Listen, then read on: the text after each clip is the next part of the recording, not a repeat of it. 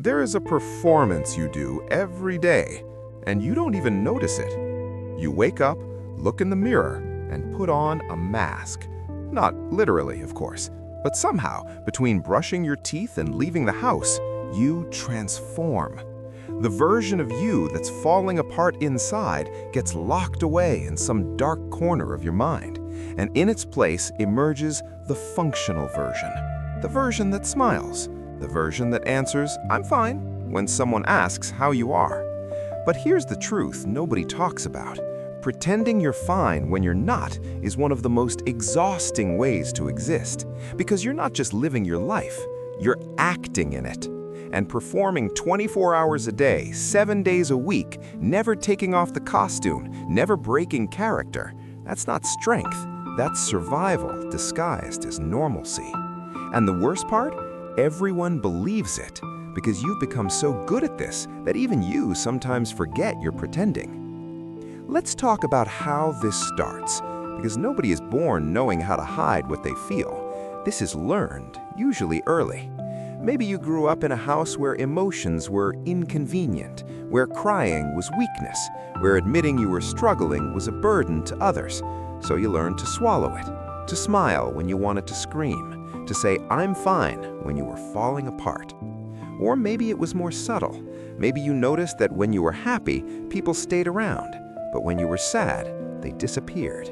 So you learned the equation: fake happiness equals connection, vulnerability equals abandonment. And that lesson, that belief buried deep in your psyche, it shaped you. It taught you that the world doesn't have space for your pain, that people want the edited version of you, not the real one, that if you show your cracks, nobody will want to stay. Psychologists call this emotional self-concealment. It's when you consistently hide your true feelings to protect yourself from judgment or rejection. And research shows something frightening. People who practice chronic self-concealment have significantly higher rates of depression, anxiety, and even physical health problems. Because hiding who you are isn't neutral, it's toxic. The body registers every lie, every fake "I'm fine," every forced smile, and eventually the bill comes due. Not in a dramatic collapse, but in a slow, silent wearing down that consumes you from the inside out.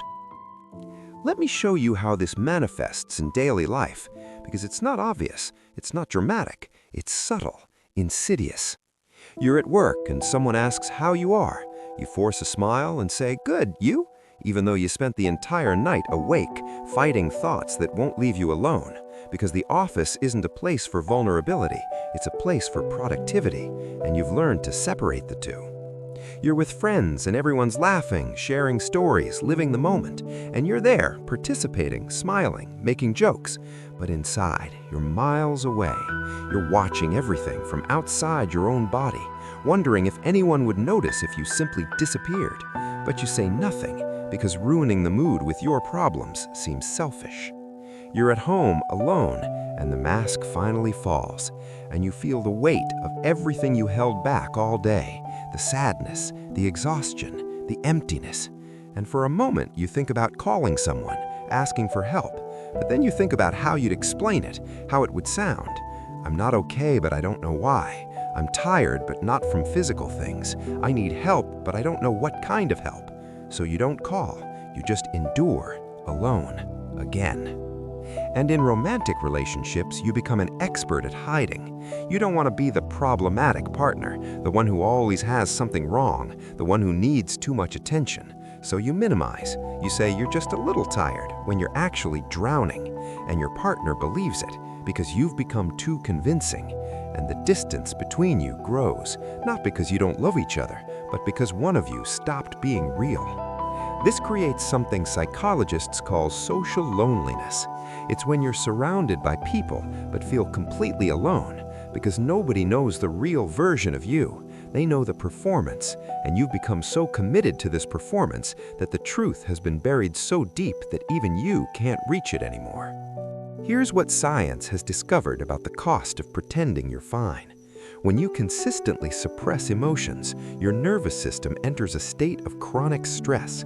Your body doesn't know the difference between a real threat and the emotional threat of being discovered, so it remains on constant alert.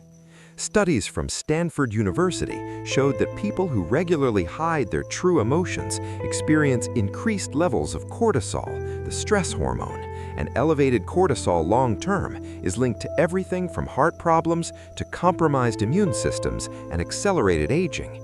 You're not just pretending to be fine, you're literally slowly killing yourself to maintain an illusion that everything is under control. And there's more. When you consistently hide your emotions, you start losing the ability to identify them. It's like a muscle you stop using. Eventually, when someone asks how you're really feeling, you can't answer, not because you don't want to, but because you genuinely don't know anymore. You've disconnected from yourself so much that you've become a stranger inside your own skin. This has a name, alexithymia. It's the inability to identify and describe emotions. And while some people are born with it, many develop it over a lifetime of emotional suppression. You become so good at not feeling that eventually you can't feel even when you want to. But here's the question nobody asks. Why do you keep doing this? Why, even knowing it's destroying you, you keep pretending you're fine? Because deep down, you believe some devastating lies. The first, my problems aren't important enough. There's always someone with worse problems, so who am I to complain? The second, if I admit I'm not okay, people will see me as weak. They'll see me differently. They'll walk away. The third, and perhaps most painful, if I stop pretending, if I really let someone see how broken I am, they'll confirm my worst fear, that I'm truly unlovable. These beliefs aren't rational, but they're powerful, and they keep you trapped in a cycle where you're constantly performing wellness while deteriorating inside. And here's the cruel paradox. The more you pretend to be fine, the harder it becomes to actually be fine, because healing requires honesty, and you've become so committed to the lie that the truth seems impossible to reach. So how do you stop? How do you get off this emotional roller coaster where you're always pretending, always performing, always exhausted? First, you need to admit a simple but profound truth. You're not okay, and it's okay not to be okay. This isn't weakness, it's humanity. Every living person goes through moments where they're struggling. The difference is that some hide it and others choose to be real. Second, you need to start small. You don't need to have a dramatic conversation where you break down and tell everything to everyone. You start with one person, one safe person, and you practice telling the truth. You know, I haven't been doing great lately. That sentence, simple as it is, can be revolutionary when you've spent years saying the opposite. Third, you need to stop waiting for the perfect moment or the perfect language to express what you feel. You don't need to have everything figured out to talk about it. You don't need to completely understand your emotions to share them. Sometimes you just need to say, I'm struggling and I don't really know why, but I need you to know. Fourth, you need to challenge the belief that being vulnerable pushes people away. Yes, some people will walk away, but those are the people who only wanted the edited version of you anyway. The people who truly love you, the ones worth keeping, they'll stay. And more than that, they'll respect you more for being real. And fifth, you need to learn something fundamental.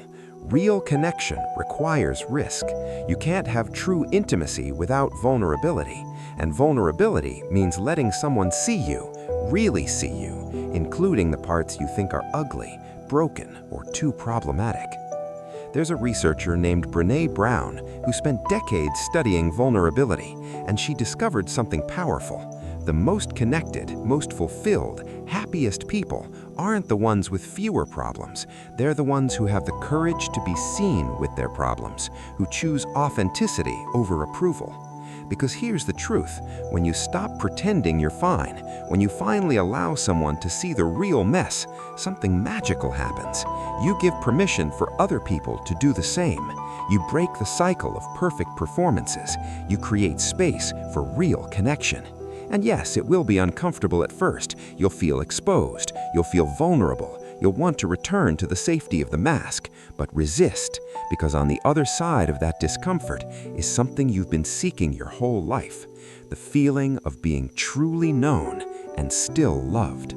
Not for the edited version, not for the performance, but for you, The real you, imperfect, struggling, human. So here's my message to you, the person who's pretending to be fine, who smiles when you want to cry, who says all good when you're falling apart, who carries everything alone because you learned that asking for help is a burden. You don't have to do this anymore. You don't have to be strong all the time. You don't have to hide your cracks as if they were defects, when in reality, they're what makes you human. Your exhaustion is real. Your struggle is valid, and you deserve to be seen, heard, and supported without having to pretend everything is under control. So stop, breathe, and tell the truth. Even if your voice shakes, even if it's scary, even if you don't know how it will sound. Say, "I'm not okay, and I need help." Those words don't make you weak, they make you brave, because it takes much more courage to be real than to pretend. And when you finally take off the mask, when you finally allow someone to see you without filters, you'll discover something profound. You're not hard to love. You were just loving the wrong person, the performative version of yourself you thought you needed to be. But the real you, the you who struggles, who feels, who sometimes isn't okay, that you was always worthy of love. You just needed the courage to believe it. And that courage starts now, with one truth, with one moment of honesty, with the decision that you're not going to hide from yourself or the world anymore. Because you deserve to live, not just survive, inside a perfect performance. And that real, vulnerable, honest life is waiting for you on the other side of "I'm fine."